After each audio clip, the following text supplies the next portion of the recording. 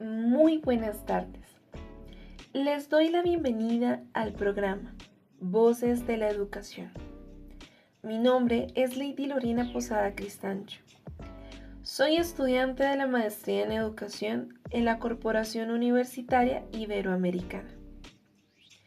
El día de hoy vamos a reflexionar sobre cómo la historia de la educación en Iberoamérica, la experiencia colombiana y las pedagogías críticas nos ayudan a comprender los desafíos actuales que presenta el sistema educativo. Para ello, este programa estará organizado de la siguiente manera. Primero, se hablará sobre la instrucción pública y el Estado-Nación en el siglo XIX. Después, se hablará de la secularización, universidades y la formación de élites. Luego, se analizará a Colombia en perspectiva histórica. Posteriormente, se hablará del desarrollismo, crisis y el neoliberalismo. Luego, de las pedagogías críticas y decoloniales, para finalizar con algunas estrategias pedagógicas que podemos aplicar en el aula. Para comenzar, se tendrá una pregunta inicial. ¿Por qué analizar el pasado educativo es fundamental para poder reflexionar frente a los desafíos del presente? Para poder dar respuesta a este cuestionamiento, analizaremos primero el papel que tuvo la instrucción pública en la construcción del Estado-Nación durante el siglo XIX, para lograr entender cómo la educación fue utilizada como una herramienta de transformación social y política. Instrucción pública y Estado-Nación en el siglo XIX. En el siglo XIX la educación adquirió un papel fundamental para la construcción de nuevos estados. De acuerdo con Ocebach 2004, las revoluciones liberales en España y Portugal, así como los movimientos de independencia americanos, hicieron de la instrucción pública un elemento que permite la transformación de la sociedad. Asimismo, la difusión del método de enseñanza lancasteriano permitió educar grandes grupos de estudiantes en una misma aula y con pocos recursos. Ahora, ¿de qué manera la escuela sirvió como un instrumento que contribuyó a la consolidación de la idea de nación en los nuevos estados iberoamericanos? Es necesario tener en cuenta que la educación no solo formaba a los ciudadanos, sino también reproducía tensiones entre el poder político, religioso y social. Secularización, universidades y formación de élites. A medida que los nuevos estados buscaban cohesión, la educación pasó de manos exclusivas de la Iglesia a un control más laico. En España y Portugal se secularizaron las viejas universidades y en buena parte de América Latina se cerraron las instituciones coloniales para fundar centros estatales que reflejaran la identidad nacional. Esto de acuerdo con Ocebach 2004. Aquellas aulas no solo enseñaban lectura y escritura, eran espacios donde se formaban las élites políticas y se transmitían los valores que darían forma al discurso público. Mientras estos procesos se reflejaban en toda Iberoamérica, Colombia vivía una historia propia, en la que la influencia religiosa sería aún más profunda. Colombia en perspectiva histórica.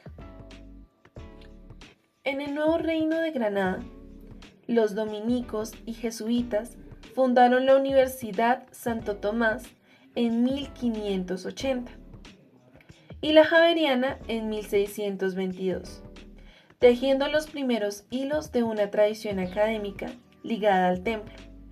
Esto de acuerdo con Pérez e Hidárraga 2019.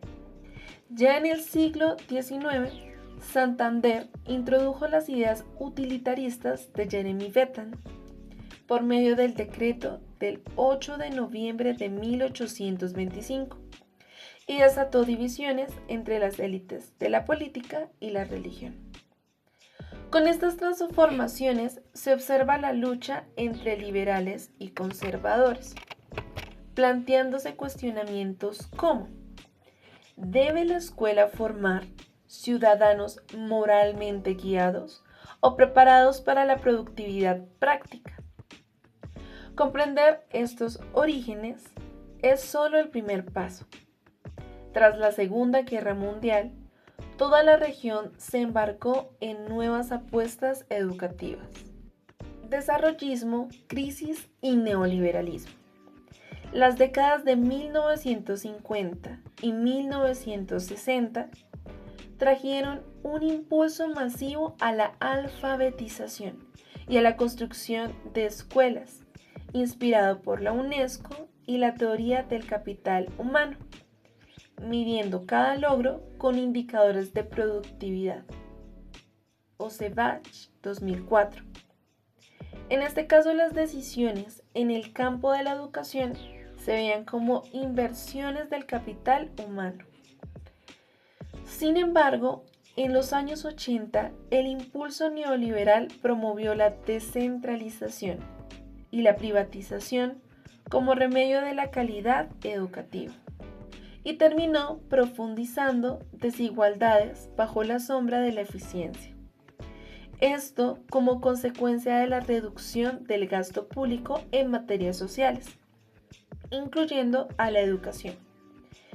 Frente a estos vacíos emergió una alternativa cargada de crítica y esperanza: las pedagogías críticas y decoloniales. Entre 1947 y 1978, el desencanto con la tecnocracia en Europa llevó a la escuela de Frankfurt, Budapest y Gramsci a poner un conocimiento orientado a la transformación social. En América Latina, Paulo Freire convirtió esa chispa en una pedagogía de liberación que apuesta por la voz y la acción de las comunidades. Maldonado, 2008. Como advierte Henry Giroux, educar es un acto político. Implica despertar la conciencia crítica y la agencia democrática de cada sujeto. Giroux, 2013. Con estas referencias teórico-críticas en la mano, podemos aterrizar la reflexión en el día a día de nuestras aulas. Estrategias pedagógicas. Para poder concluir con este recorrido, debemos entender que la praxis pedagógica va más allá de la mera aplicación de métodos y exige articular 3 dimensiones interdependientes. A continuación se explicará cada una de ellas. La primera dimensión es la cognitiva. Implica reconstruir con los estudiantes los procesos históricos de la educación, viendo la historia no solo como una serie de hechos que ocurrieron en el pasado, sino también como un proceso vivo que se viene transformando día a día. La segunda dimensión es la procedimental. Implica diseñar proyectos donde los estudiantes enfrenten problemas reales del contexto escolar y comunitario, creando cartografías críticas. La tercera dimensión es la actitudinal. Busca promover la ética del cuidado, la escucha activa y la conciencia crítica que toda democracia exige.